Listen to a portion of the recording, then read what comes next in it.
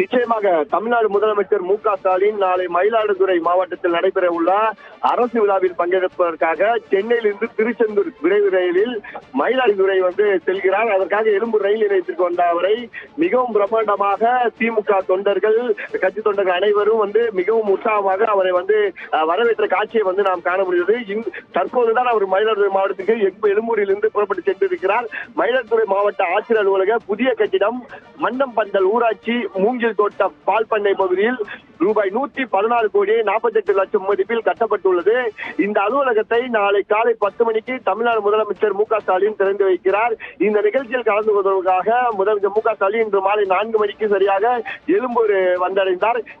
திருச்செந்தூர் விரைவு ரயில் நிலையம் மூலமாக அவர் புறப்பட்டு சென்றார். இந்த ரயிலானது இரவு 8:15 மணிக்கு சீர்காழி ரயில் நிலையத்தில் இறங்கி அங்கிருந்து கார் மூலமாக திருவேன்காட்டில் உள்ள தனது மாமனார் வீட்டுக்கு முதலமைச்சர் மு.க.ஸ்டாலின் அங்கிருந்து தங்குகிறார். நாளை காலை அங்கிருந்து கார் மூலமாக மயிலாடுதுறை சென்று மாவட்ட ஆட்சியர் அலுவலகத்தை காலை 10 மணிக்கு திறந்து வைக்கிறார். இதன் பிறகு பிற்பகல் 1 மணிக்கு திருச்சி சென்னை சோழன் விரைவு ரயில் மூலமாக மாலை 6:15 மணிக்கு மீண்டும் சென்னை திரும்புகிறார் முதல்வர்.